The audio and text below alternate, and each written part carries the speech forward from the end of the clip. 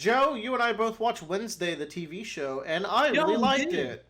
Yes, I did like it. I actually liked it like fairly enough to consider a rewatch or just throw it on the background when I'm doing It stuff. it's got a great aesthetic and vibe, especially those Yeah. first four episodes because they're directed by Tim Burton. I'm pretty sure, and you can Yes. feel it. Yeah. He gets creative.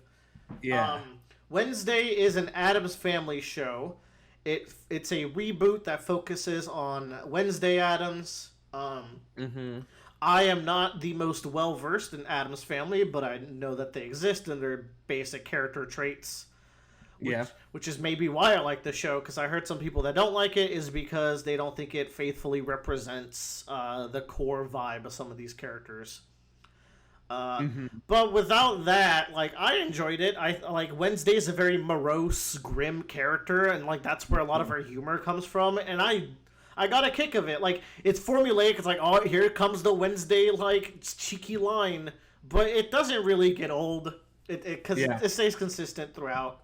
I think part of that too is that Jenna Ortega does like a great job of like maintaining that charm, but like also that deadpan delivery of her lines. Yeah, she's killing it for sure. Yeah. So you're just like every time she talks, even if it's the most monotone thing, just the way she says it, just it feels very fresh, and I think she does a great job. For sure. And Um, I didn't expect the show to be a detective show because Wednesday, not only does she write detective novels as like a 14-year-old or whatever, Yeah. she also has some mysteries and murders to solve in her boarding school that she gets sent to.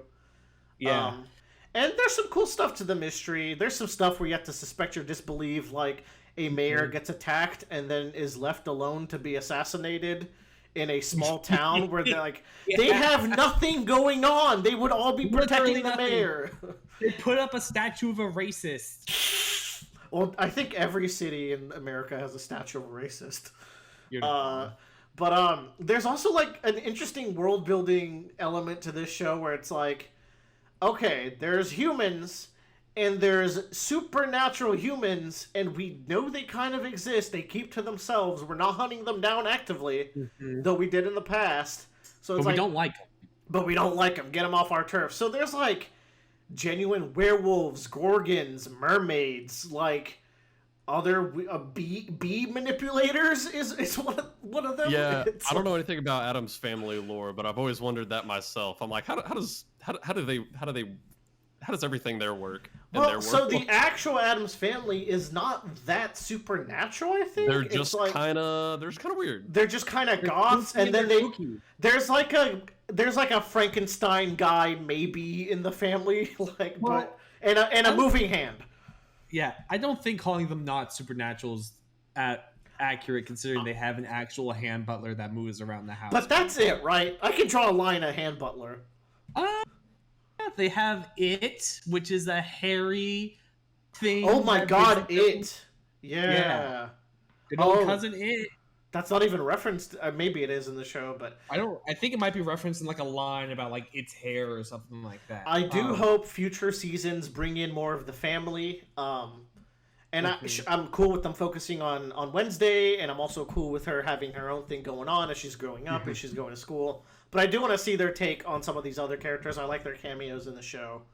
I like the mysteries surrounding Morticia and Gomez. I thought that was pretty neat. I think it was just a very well structured like kind of mystery show. I liked her friendship with Enid a lot too. I thought it was Enid cool. was another character that I really liked as well. I thought and like it's really easy to make Enid like a very annoying Yeah.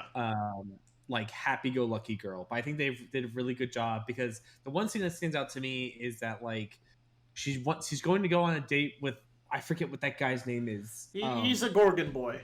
Yeah, he's a Gorgon boy, but he accidentally like Stone himself for the night. stones himself, and she gets really upset, and she like slashes like the car tires, and like because she's a werewolf who and, there's like, a weird like you're going to therapy camp to wolf out because you haven't yet. It's like, what is this is a weird analogy right now, but sure.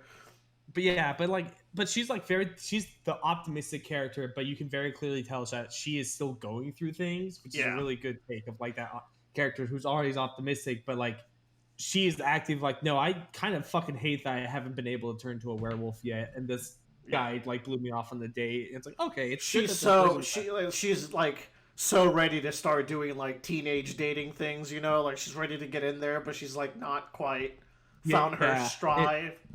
Yeah, she's in that awkward phase. It's like, oh, okay, good. We have an optimistic person that's an actual human being. Ironically, I not think as a Bradley robot. would enjoy this show, and he would like Enid.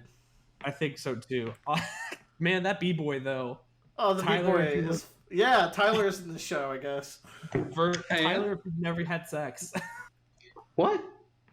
That's Never Tyler, if you've mind. never had We sex. did this joke last time, I remember. We did. I really like the show. I'm actually kind of looking forward to season 2. Are they going to stick to the boarding school thing? Also, a lot of people die in this show. I think too much because there's a few people that I would really like to see in season 2, but whatever. Ah, fuck, yeah, especially her. Did she die? She died, yeah. Yeah.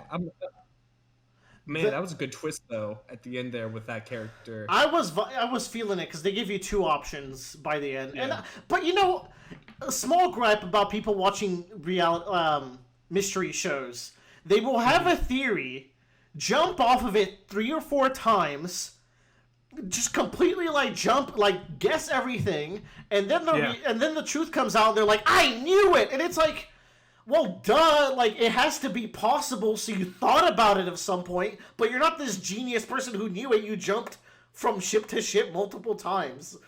Just, mystery viewers are weird, and they'll be like, yeah, that was predictable. They want to be smart. We'll talk about Glass Onion in a little bit, but it's like, oh, Glass Onion was predictable. I was like, you did not fucking guess the actual twist of Glass Onion, because that's unguessable. Like, there's barely anything to go off of.